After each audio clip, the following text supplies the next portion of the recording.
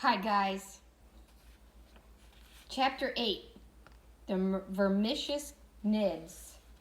Oh, my goodness me, gasped Mr. Wonka. Oh, my sainted pants. Oh, my painted ants. Oh, my crawling cats. I hope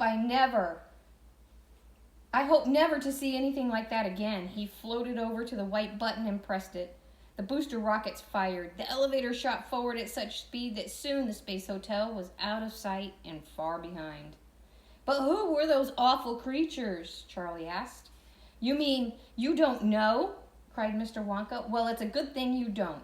If you'd had even the faintest idea of what horrors you were up against, the morrow would have run out of your bones. You'd have been fossilized with fear and glued to the ground. Then they'd have gotten you. You'd have been a cooked cucumber. You'd have been rasped into 1,000 tiny bits, grated like cheese, and focculated alive. They'd have made necklaces from your knuckle bones and bracelets from your teeth, because those creatures, my dear ignorant boy, are the most brutal, vindictive, venomous, murderous beasts in the entire universe. Here, Mr. Wonka paused and ran the tip of a pink tongue all the way around his lips.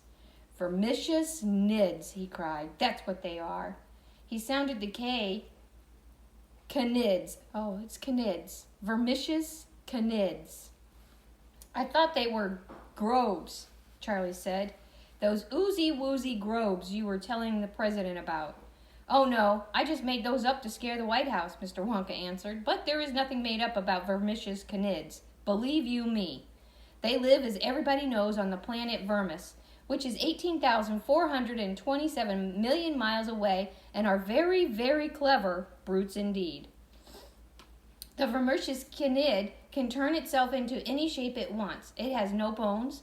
Its body is really one huge muscle, enormously strong, but very stretchy and squishy, like a mixture of rubber and putty and steel wires inside.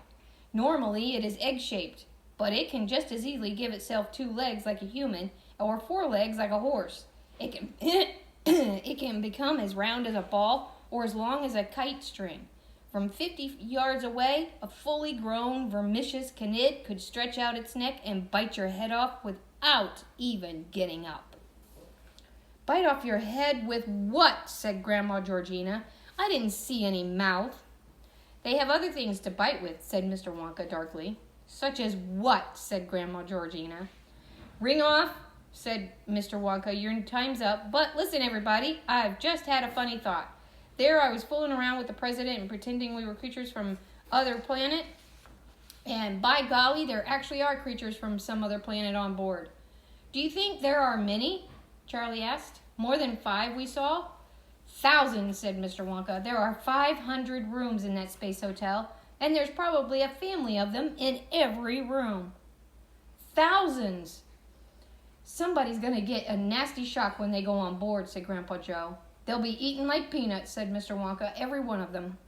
You don't really mean that, do you, Mr. Wonka? Charlie said. Of course I mean it, said Mr. Wonka. These vermicious canids are the terror of the universe. They travel through space in great swarms, landing on other stars and planets and destroying everything they find. There used to be some rather nice creatures living on the moon a long time ago.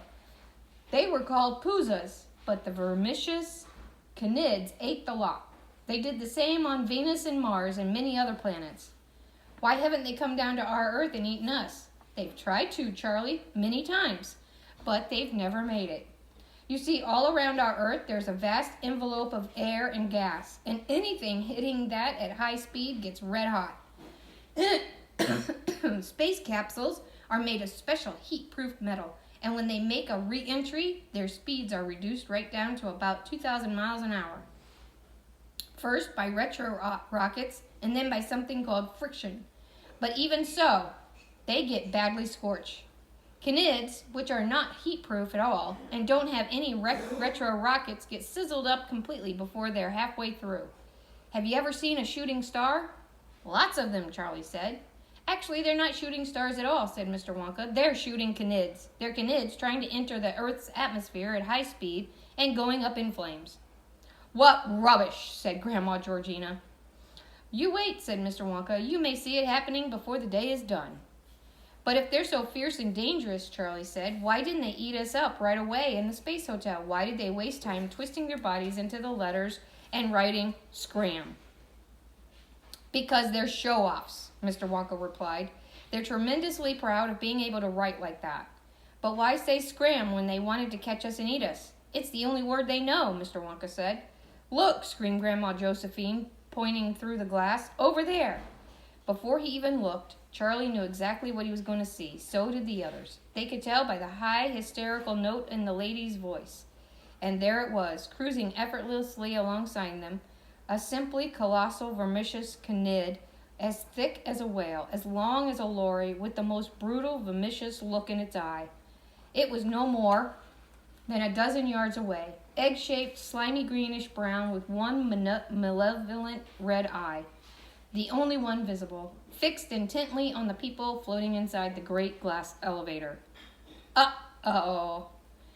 The end has come, screamed Grandma Georgina. He'll eat us all, cried Mrs. Bucket. In one gulp, said Mr. Bucket. We're done for, Charlie, said Grandpa Joe. Charlie nodded. He couldn't speak or make a sound. His throat was seized up with fright. But this time, Mr. Wonka didn't panic. He remained perfectly calm. We'll soon get rid of that, he said, and he pressed 6 buttons all at once, and 6 booster rockets went off simultaneously under the elevator. The elevator leaped forward like a stung horse, faster and faster, but the great green greasy canid kept pace alongside with it with no trouble at all. Make it go away, yelled Grandma Georgina. I can't stand it looking at me.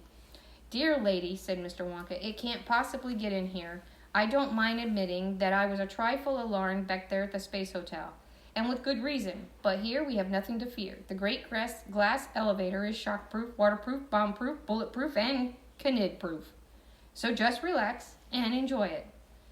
Oh, you canid, you are vile and vermicious, cried Mr. Wonka. You are slimy and soggy and squishious.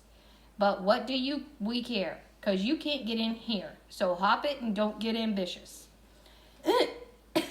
At this point, the massive canid outside turned and started cruising away from the elevator.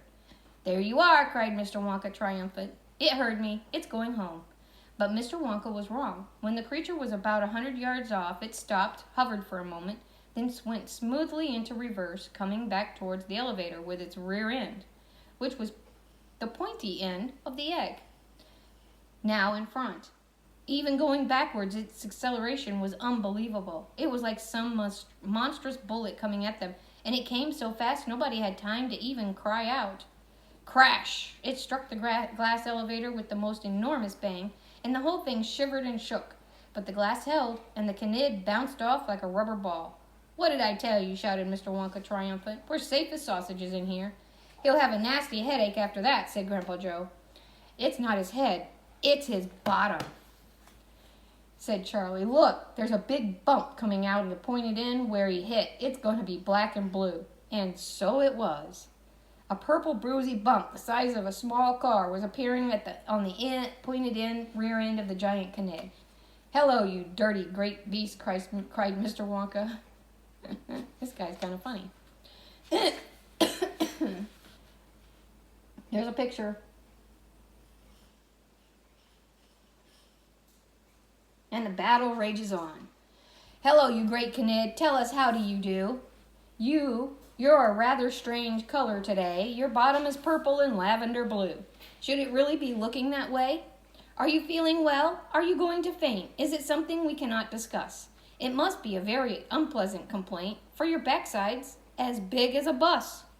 Let me get you a doctor. I know just the man for a canid with a nasty disease. He's a butcher by trade, which is not a bad plan, and he charges quite reasonable fees. Ah, here he is now. Doc, you really are kind to travel so far into space. There's your patient, the canid with the purple behind. Do you think it's a desperate case? Great heavens above, it's no wonder he's pale, said the doc with a horrible grin. There's a sort of balloon on the end of his tail. I must prick it at once with a pen.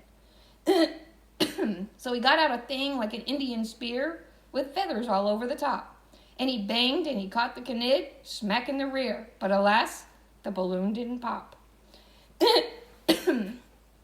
Cried the canid, what on earth am I going to do with this painful, preposterous lump? I can't remain standing the whole summer through, and I cannot sit down on my rump. It's a bad case of rear ache, the medico said, and it's something I cannot repair. If you want to sit down, you must sit on your head, with your bottom high up in the air. Chapter 9 we will cover on Monday. It is entitled Gobbled Up. So I wonder what's going to happen. Gobbled up, huh? Okay, you know the drill. You know what I expect. What I would like to see is a picture of your favorite part of this chapter or what you think is going to happen in the chapter entitled Gobbled Up. Write me out a little thing to go with it if you can, and I'll see you guys in a little bit. Don't forget, wash your hands and stay safe.